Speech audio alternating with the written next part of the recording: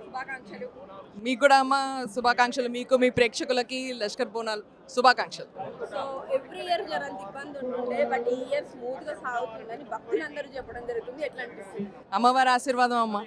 అలాగే మా ముఖ్యమంత్రి వర్యులు రేవంత్ రెడ్డి గారు, కాంగ్రెస్ ప్రభుత్వం, మా మినిస్టర్ ఇన్ఛార్జ్ పొన్నం ప్రభాకర్ గారు, ఎండోమెంట్ మినిస్టర్ మేడం కొండ సురేఖ గారు ఎన్నో కోఆర్డినేషన్ మీటింగ్స్ పెట్టి ఏ ప్రాబ్లం రాకుండా ఉండాలని ఎన్నో నెలల నుంచి ప్రయత్నం చేస్తున్నారు. దాని ఫలితం చూస్తున్నారు. సో అయితే భక్తుల నుండి ఒక చిన్న కంప్లైంట్ మీ దాకా తీసుకొస్తున్నాం మేము.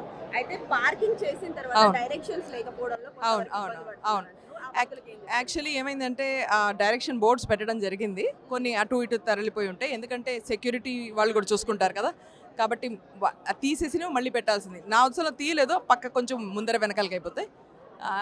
అది ఎనీవే మీకు అందరికీ తెలుసు. ఈ రోజున మొత్తం హైదరాబాద్లో ప్రతి రోడ్డు ప్రతి వీధి ఉజ్జయిని మహంకాళి అమ్మవారి టెంపుల్ వైపే వస్తుంది. అమ్మా, ప్రతి సంవత్సరం కూడా కేవలం ఇండియా నుండే కాదు, అవును. ఫారినర్స్ కూడా ఈ సంవత్సరం అయితే ఇంకెక్కువ అవును. వస్తుంది. ఎట్లా అనిపిస్తుంది? చాలా గర్వంగా ఫీల్ అవుతానండి. చాలా ప్రౌడ్ అనిపిస్తుంది. అమ్మవారిని దర్శించుకుని అమ్మవారి ఆశీర్వాదం తీసుకునే హక్కు అందరికీ ఉంది. అందరు రావాలి. అందరూ ఏ రకమైన ప్రాబ్లమ్స్ లేకుండా వస్తున్నారు, రాగలరు. ఇంతకంటే మాకేం కావాలి? నేనైతే ఆశించేది ఇదే.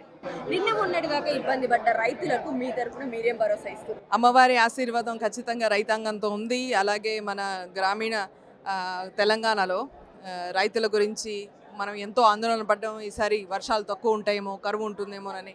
కానీ అమ్మవారి ఆశీర్వాదం మొత్తం ఫుల్గా ఉండి మీరు చూస్తూనే ఉన్నారు ఏ రకంగా వర్షం పడిందో. అందరూ ఖుషీగా ఉండాలని అదే నేను కూడా మళ్ళీ అమ్మవారిని కోరుకుంటాను. థ్యాంక్ యూ అమ్మ.